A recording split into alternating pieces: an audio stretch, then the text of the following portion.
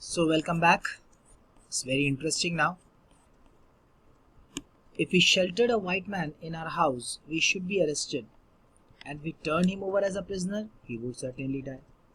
Sadao said, the kindest thing would be to put him back into the sea, Hannah said. But neither of them moved. They were staring with a curious repulsion upon the inert figure.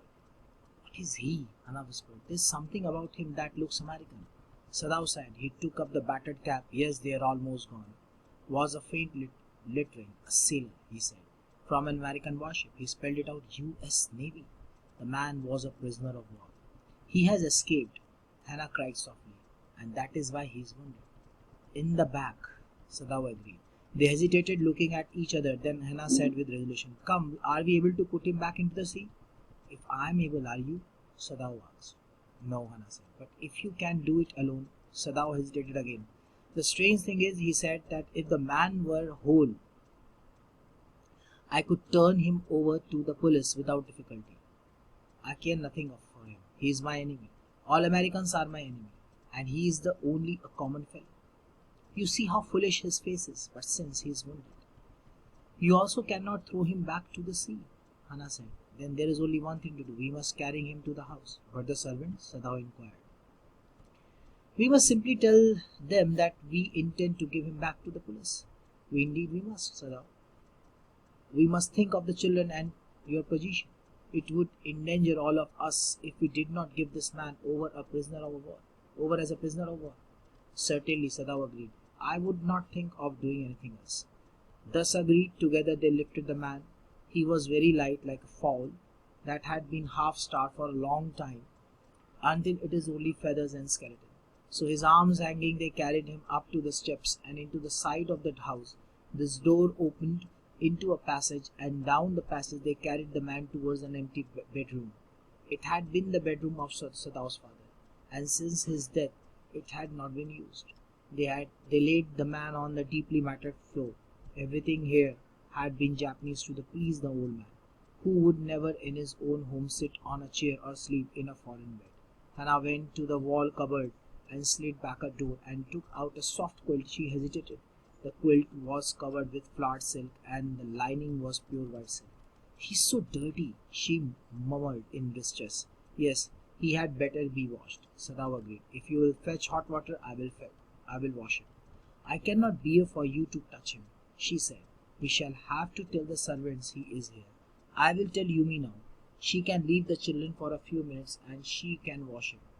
Sadao considered a moment. Let it be so, he agreed. You tell Yumi and I'll tell the others. But the utter pallor of the man's unconscious face moved him first to stoop and feel his pulse. It was faint, but it was there. He put his hand against the man's cold breast. The hurt too was yet alive. He will die unless he is operated on, Sadao said, considering the question is whether he'll not die anyway. Hannah cried out in fear. Don't try to save him. What if he should live? What if he should die? Sadao replied. He stood gazing down on the motionless man. This man must have extraordinary vitality, or he would have been dead by now. But then he was very young, perhaps not yet 25. Do you mean die from the operation? Hannah asked. Yes, Sadao said. Hannah considered this doubtfully, and when she did not answer, Sadao turned away. At any rate, something must be done with him, he said. And first he must be washed. He went quickly out of the room, and Hannah came behind him. He did not wish to be left alone with the white man. She did not wish to be left alone with the white man. He was the first she had since she left America, and now he seemed to have nothing to do with those whom she had known there. Here he was her enemy, a menace, living or dead.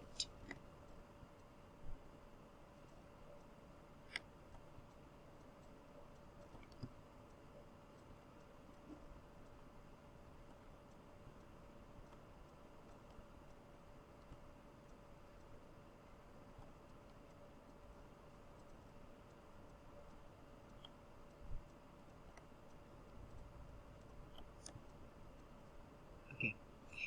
Now,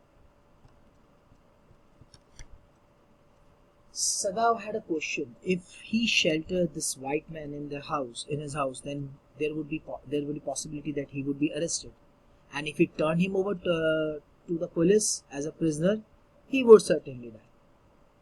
Hannah said the kindest thing would be put him back to the sea, but neither of them were moving. Though they have taken their decisions, but neither of them were moving. And I cannot say it's a decision because Sadao does not want him back to the sea. Internally, he wanted him to cure him. That is a doctor's duty. And Hannah saying that अच्छा तो यही है, the best is let him back to the sea. But they were staring with a curious repulsion, with doubt, with that figure. Hannah said, what is he? Okay, fine, he's American, then actually what is he? What is designation?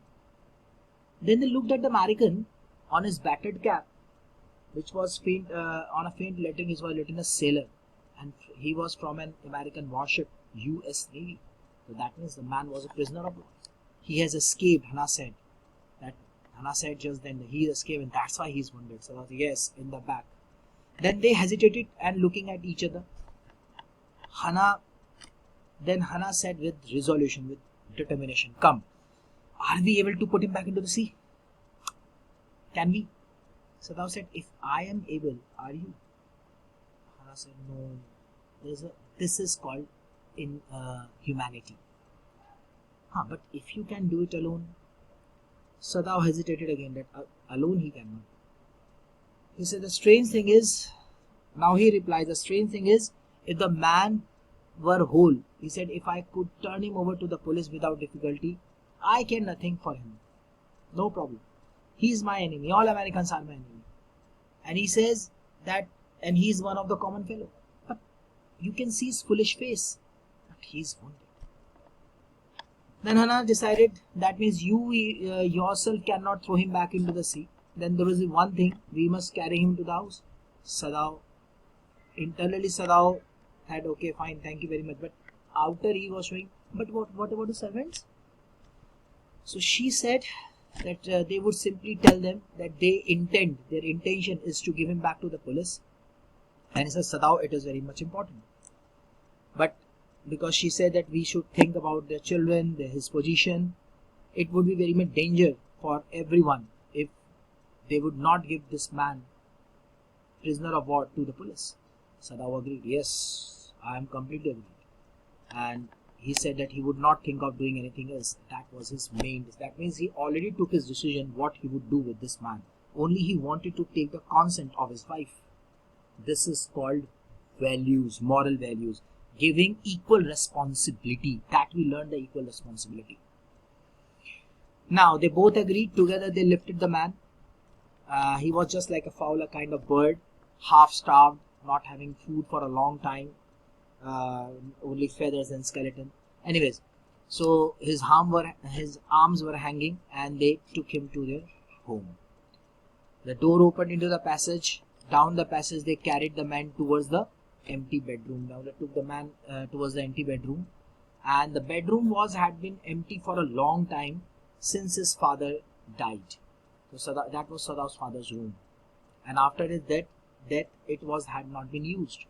Now today this room has been opened. So they laid the man on the deeply matted floor. Everything was there, as a Japanese could please anyone for the guest.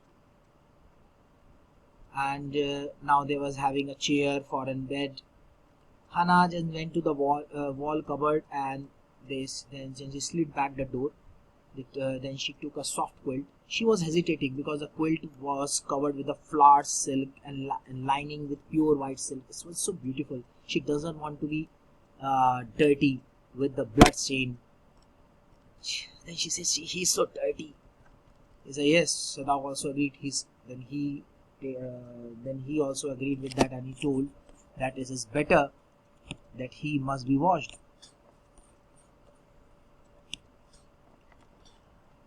So he said that you fetch hot water and he will wash.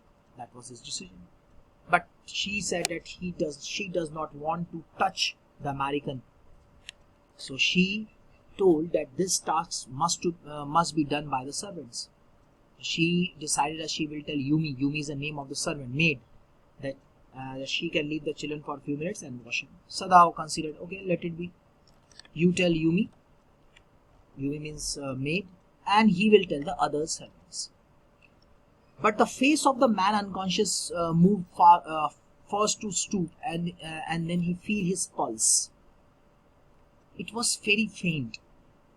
Then Dr. Sadao put his hand against the man's cold breast. His heart was alive. Then he said, he will die if he is not operated. That means operation is urgent. The question is whether he will not die anyway. Whether he will die or not. That is the question. Because there is no surety that after the operation that he will live. Hana cried in fear, don't try to save him. What if he should live? That means she said, oh, do not try to save him. If he gets alive, then anything can happen. And Sadao replied, if he die, then what will happen? He started gazing on a motionless man, and this man has already died. Almost he is in a death position. His condition was already he is near to death. But he was very young, around 25. So she said, you mean that he will die from the operation? So Sadao replied, yes.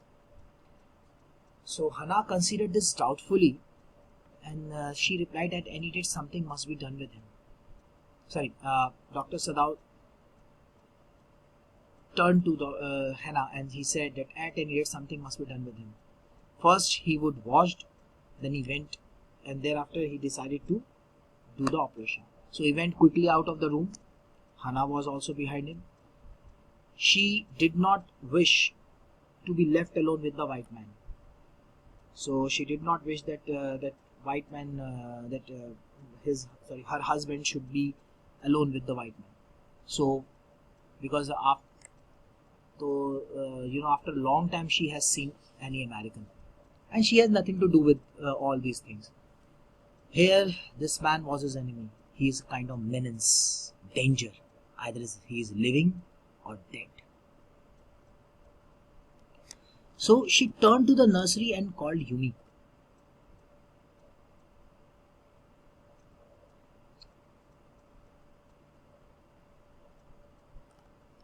So then she turned to the nursery and she called Yumi. That is, she called the name of the maid.